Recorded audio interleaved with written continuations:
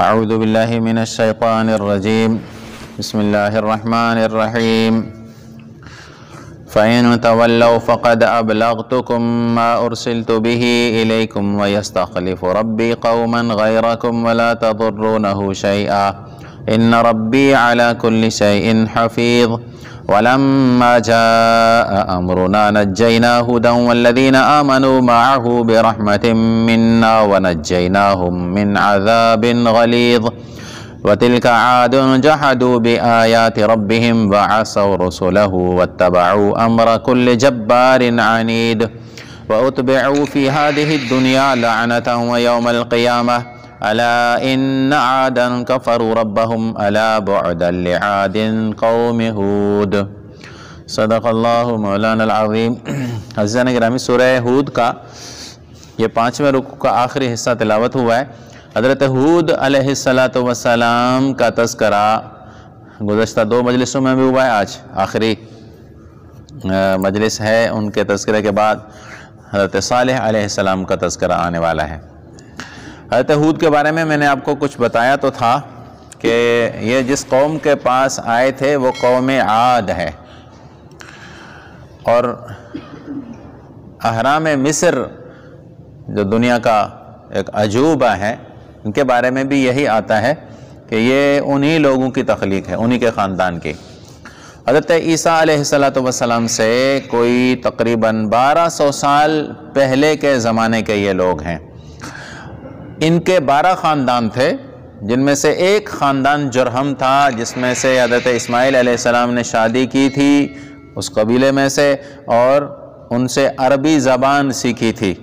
تو عرب عاربہ جو اصل پرانے عرب ہیں، یہ قریشی پرانے عرب نہیں ہیں، مکے والے پرانے عرب نہیں ہیں، یہ عرب مستعربہ ہیں۔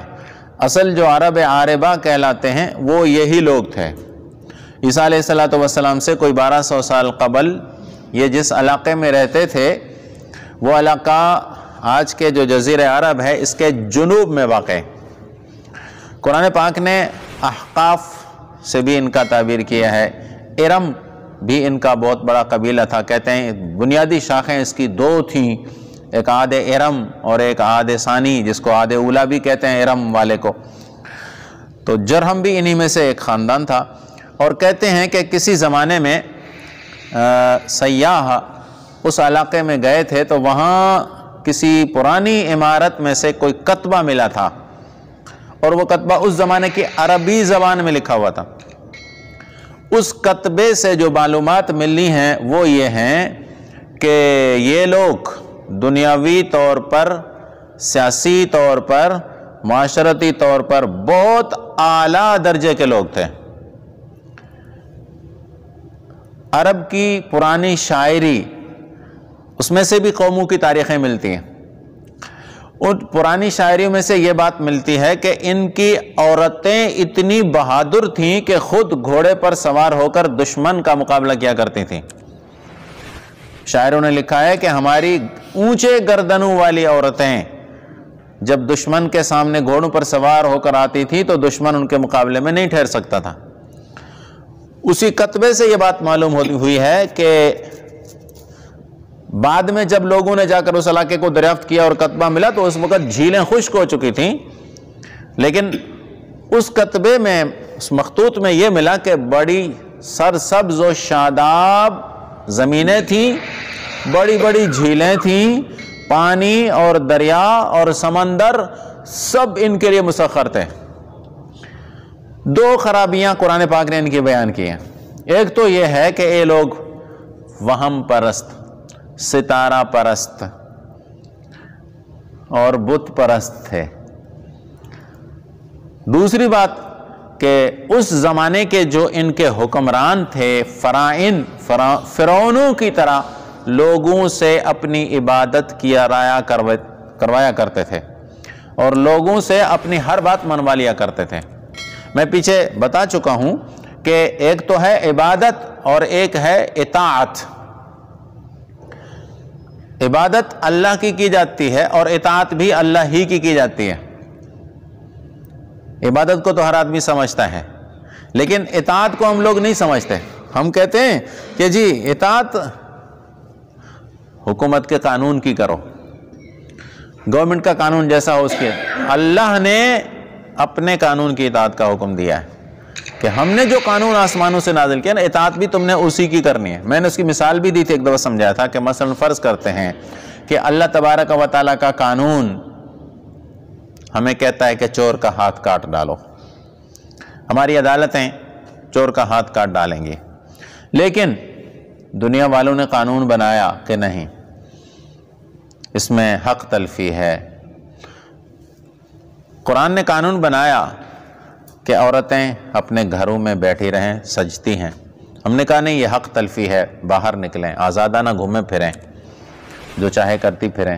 اللہ کے قانون کو چھوڑ کر دوسرے قانون کو اختیار کر لینا، یہ ہمارا پرسنل معاملہ نہیں ہے، ہم اس کو کہتے ہیں یہ ہمارا ذاتی معاملہ ہے، ہماری مرضی ہے جیسے ہم کریں، یہ پرسنل معاملہ نہیں۔ اطاعت اللہ کے قانون کی چھوڑ کر دوسرے کے قانون کی کرنا، اللہ کے حکم کو نہ ماننا اور اس کے مقابلے میں دوسرے کے حکم کو ماننا، یہ بھی شرک ہے۔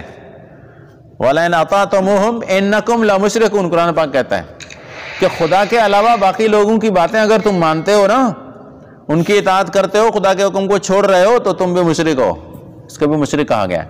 تو بہرحال یہ لوگ، میں نے یہ بھی بتایا تھا، یاد ہوگا آپ کو، کہ ان کا حکومت اور دارالعبادت یہ دو الگ الگ ڈپارٹمنٹ تھے، حکومت چلانے والے الگ اور دین کو نافذ کرنے والے اور فیصلے کرنے والے قضا والے الگ تھے۔ حضرت ہود علیہ السلام نے دونوں ڈپارٹمنٹ پر محنت کی اور دونوں کو کافی سارے زمانے تک سمجھاتے رہے، لیکن قوموں نے تو یہ کہا کہ یا ہود ما نرا کا کیسے الفاظ آ رہے ہیں مجھے بھول رہے ہیں، کہ نوح علیہ حضرت ہود علیہ السلام کو نے کہا کہ اللہ ترا کا بعد آلہتنا بسو، کہ یار لگتا یہ ہے کہ ہمارے جو معبود ہیں نا، انہوں نے تمہیں نعوذ باللہ پاگل کر دیا، ہمارے معبودوں کو تم برا بھلا کہتے ہو، تم کہتے ہو کچھ نہیں کر سکتے، ان کے ہاتھ میں بہت کچھ ہے، تم کہتے ہو ان کو ہاتھ میں کچھ نہیں ہے نا، انہوں نے تمہیں بھی نعوذ باللہ تمہارے دماغ پر اثر کر دیا۔ چونکہ وہم پرست تو تھے نا، کافی سارے لوگ وہم پرست، وہم، کسی قبر کے پاس سے گزرے، مجاور کو چونی اٹھنی نہیں دی، آگے گئے، گاڑی کا ٹائر پنچر ہو گیا اتفاق سے، کہا جی یہ تو وہ دیکھا بزرگ کی نظر کے پیسے نہیں دیے نا، غوث پاک کی نظر کے، غوث پاک کی جو ہے نا وہ دیکھ کے پیسے نہیں دیے نا وہاں، دیکھا گاڑی کا ٹائر پنچر ہو گیا۔ تو بیچارے ان پڑھ، خصوصاً ہمارا جو گاڑیوں سے وابستہ ڈرائیور، کلنڈر، کنڈکٹر طبقہ جو ہے بیچارہ علم سے تو نابلد ہوتا ہے، ان بیچاروں کو کچھ پتہ ہی نہیں ہے، یہ جو اپنی کمائی حلال کی، محنت مزدوری کی، درگاہوں کے حوالے کر دیتے ہیں، کہتے ہیں جی ہماری حفاظت ہوگی۔ بعد نے تو اپنے گاڑیوں میں تصویریں لگائی ہیں، کن کی تصویریں لگائی ہوئی ہیں؟ جو اپنی مصنوعی جعلی ننگے پیروں کی تصویریں بنا، ننگے پیروں کے، ایسے پیر ہیں جو ننگے ہیں، الف ننگے، ان فقیروں پیروں کی، ان کے بقول فقیر پیر سمجھتے ہیں، فقیر تو ایسا ہو ہی نہیں سکتا، تو ان فقیروں، فقیر کا معنی ہے ان کے یہاں پاگل ہوتا ہے، جس کو کوئی عقل نہ ہو، جو شریعت کے مطابق نہ چلے نا، وہ فقیر ہوتا ہے۔ جو پاگل پن کی زندگی گزارتا ہو وہ بڑا فقیر، پہنچی ہوئی سرکار وہ ہوتا ہے۔ وہ تو جانور بھی ہیں بہت سارے، ننگے پھرتے ہیں، دو تو کھا لیتے ہیں، نہیں دو تو نہیں کھاتے، بھوکے مر رہے، سارا دن بھوکا رہتے ہیں۔ تو جانوروں کے اندر بھی، اللہ والوں کے اندر یہ چیز کہاں سے آ گئی؟ اللہ والے تم نے ان کو کیسے سمجھ لیا کہ یہ اللہ والے ہیں؟ اللہ والے تو پھر کتے بلے یہ بھی تو اللہ والے ہیں نا، آخر اللہ کی مخلوق تو یہ بھی ہیں، کسی کو ستاتے نہیں ہیں۔ تو کیا یہ علامت ہے اللہ والوں کی کہ وہ کسی کونے میں پڑے رہیں، چرس پی کر نشے میں دھت پڑے ہوئے ہوں، سال سال تک نہاتے بھی نہ ہوں؟ مسجد اور نماز تو کیا وہ ایک درگاہ کے باہر ایک بیٹھا ہوا تھا، سگریٹ پیتا ہوا فقیر، درگاہوں کے باہر پر ان لوگوں نے ڈیرے ڈالے ہوتے ہیں۔ تو ایک دم ہم نے جا کر اس کو پکڑا، ہم نے پوچھا اس سے، بھائی میاں تم نماز پڑھتے؟ اچھا، لوگ آتے ہیں نذرانے بھی دیتے ہیں ان کو۔ ایک تو فقیر اندر، وہ قبروں میں پڑا ہوا پیر، بڑا تو وہاں ہوتا ہے لیکن چیلے بڑے بیٹھے ہوتے ہیں راستوں میں، لوگوں کو لوٹنے والے۔ تو ہم نے جا کر اس کو پکڑا، برابر میں اس کے بیٹھے، ہم نے کہا میاں آپ نماز پڑھتے ہو؟ کہ میں کیا جانوں نماز کو، نماز کو میں کیا جانوں، میں کیا جانوں نماز کو؟ نماز ہی نہیں پڑھتے ہو تم، اور یہاں بیٹھے ہو اللہ والے لوگوں کی مرادیں پوری کر رہے ہو، یہاں لوگوں کے مسائل حل کرنے کے لیے تم لوگ بیٹھے ہو۔ تو یہ بیچاری قوم ایسے ہی ہے۔ تو حضرت ہود علیہ السلام کی قوم بھی ایسے ہی تھے بیچارے، حالانکہ دنیاوی حساب سے بڑے ترقی یافتہ تھے، دنیاوی حساب سے بہت اعلیٰ درجے کی زندگی تھی ان کی، اور قدرت کی طرف سے ہر قسم کی سہولیات فراوانی، پانی، چشمے، جھیلیں، پہاڑ، زرعی زمینیں، سب کچھ تھا۔ ارم کا جو تذکرہ قرآن پاک میں دوسری جگہ بات ہے، وہ بھی انہی کے خاندان میں سے تھا کہ ان لوگوں نے جو پانی کو جمع کرنے کے ڈیم بنائے تھے وہ بہت اعلیٰ درجے کا نظام انہوں نے تخلیق کیا تھا۔ اللہ تعالیٰ نے ان کے ڈیموں کو کس طرح ختم کیا؟ چوہے کے ذریعے۔ چوہے آئے اور انہیں ڈیموں میں سوراخ کرنا شروع کر دیا چاروں طرف سے، ڈیم بہہ جاتا، پانی کام میں نہیں آتا۔ انہیں پانی جمع کر کے ذخیرہ کر کے پورے سالوں کے سال، کئی سالوں تک کا پانی ذخیرہ کر لیتے تھے بارشوں کا، اور پھر اپنی کھیتی باڑی اس سے چلاتے تھے، اور اعلیٰ درجے کے باغات۔